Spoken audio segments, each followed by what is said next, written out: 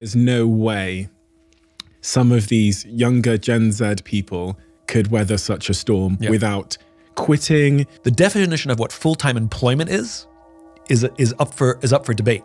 That this young generation seems less capable to deal with stress than previous generations. That is true. And so they're really good at presenting a confidence that they don't have.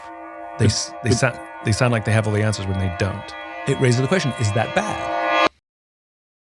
The grass is always greener. You have people who are going from relationship to relationship to relationship, worse from job to job to job to job. And when I was younger, if you didn't like your job or if you didn't like your boss, the bad news was you had to stay there for a year, because if you left in anything less than a year, you would hurt your CV. They'd be like, why did you leave in under a year, And now again, particularly young people, there's no stigma to quitting. And it happens sometimes too quickly. Like if you're confrontation avoidant, and I've seen it happen, confrontation avoidant, I'm too afraid to ask my boss for a raise, so I just quit. I've seen it happen, right? Or I've been here for 4 months, I don't like the culture, I quit, right? Or I got in trouble at work, I hate my boss, I quit. And so people are quitting so much, my fear, I don't mind if something's super toxic, get the heck out of there. Most places are not super toxic. Imperfect, yes, but toxicity is there's a standard, and it's a high bar. And, or this doesn't fit my values, or this doesn't agree with my politics, I quit. My fear is that if we flash forward 5 years, there's going to be a disproportionately high number of people who have 8 jobs in 5 years. And what's going to happen is an employer is going to look at them and be like, I can't take the risk that you're going to stick around. I'm not hiring you. You sound like an amazing candidate, but you're too high risk for me. And because you've had so many jobs over such a short period of time, you actually haven't stuck around long enough to build up a skill set or know what it's like to manage a storm, because you've stuck around in the good times and bailed in the bad times. And so you have now been in the workforce for 5 years, but you don't have 5 years of work experience. You have 4 months of work experience. And so I don't want you either, because you've never been through a battle, And I see it happening. A young person who's been at a company for 8 months goes to their boss and says, I want a raise, I want a significant raise, because I'm doing the same job as those people. Those people have been in the workforce for 10 years. I know, but I'm doing the same work as them and I'm doing good work. That's true. You are doing the same work as them and you are doing good work. The difference is I'm not paying them just because they've obliquely been in the workforce for 10 years. I'm paying them because you know how to hoist a mainsail in calm waters. And you can hoist a mainsail in calm waters as well as they can hoist a mainsail in calm waters. The difference is they also know how to hoist a mainsail in a storm.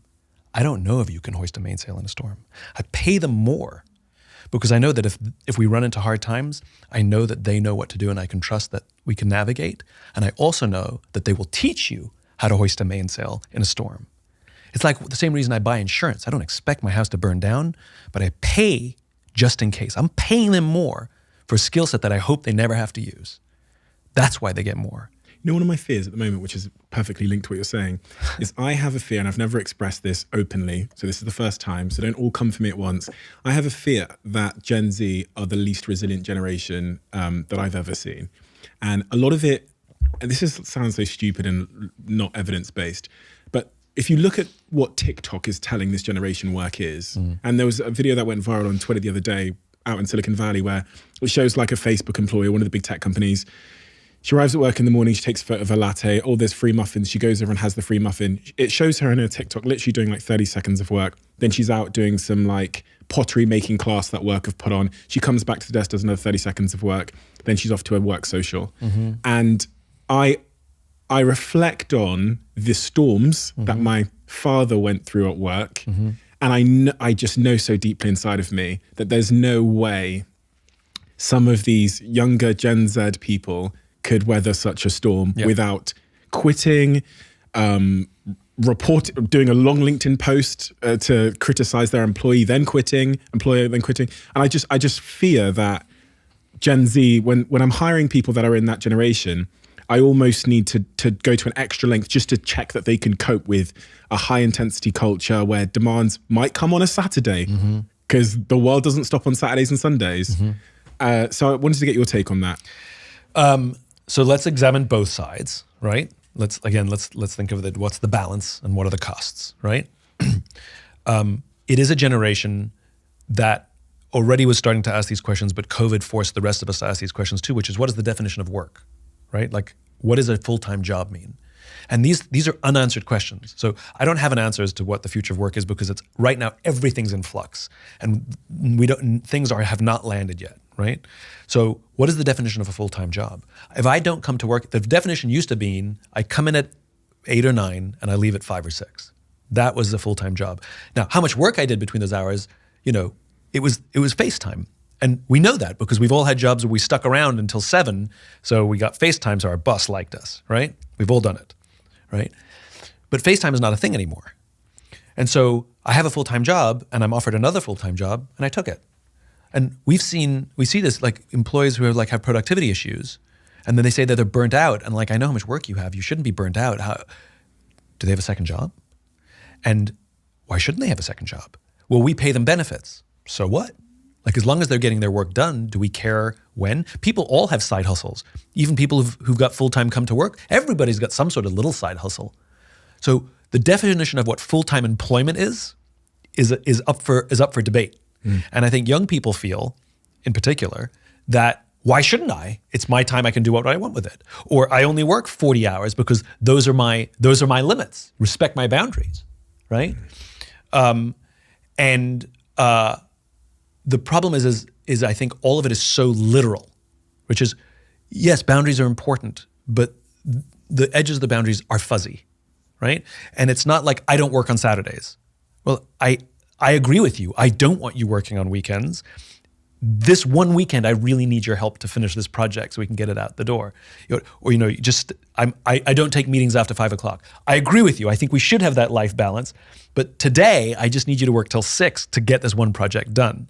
And to recognize that, so one of the things they're getting right is that we're married to work and we take our phones on holiday. We take our computers on holiday with us, and that work has ultimate say on our time. I agree. That should go the way of the dodo.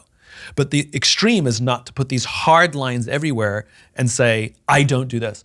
As an aside, the irony is, they demand that we respect their boundaries, and yet they seem to step on every other boundary about bringing, emotional professionalism at work and dumping all of my problems onto my colleagues, which is emotionally unprofessional. And it's that's a boundary you can't cross. But there is good evidence to your assertion that this young generation seems less capable to deal with stress than previous generations. That is true. They are good at curating, they've grown up in an Instagram, Facebook, TikTok world where I'm really good at showing you the life I want you to think that I lead. And so they're really good at presenting a confidence that they don't have. They sound like they have all the answers when they don't. But then I see you presenting that life to me if you're a fellow Gen Z. Yeah. And I go, what? My life's stressful and difficult, and I had to work really late, and you're having a frappuccino latte, whatever, at 3 a.m. doing pottery lessons. I need to quit. Yeah. It raises the question, what do you want from your life and what do you want from your work? Why do you have this job? If it's just to pay the bills, I hope I know that is the case for a lot of people, that I have to have a job to pay the bills. And I hope that employers are good enough that even survival jobs are a nice place to work. Trader Joe's, great company where people who have survival jobs, still a nice place to work, But I think the question is what is the life that you're trying to build? And if you want a job simply to pay your bills, and this concept of quiet quitting, have you heard this one? Quiet quitting? I've heard this term, but maybe I heard you talk about it. Well, it's been written about. Right. It's not my concept. But quiet quitting is this thing where I don't quit the job, but I basically will dial back my effort and give you the minimum. So you pay me to do this job, and I will do the basic minimum amount to do the job, where you can't really fire me because I'm not really doing anything badly or wrong, but I'm also not going above and beyond at all, right? So there's this concept of quiet quitting where people are coming to work and they're just doing the minimum, doing their hours, doing their job, not volunteering or raising their hands or going, and that's it. And it raises the question, is that bad?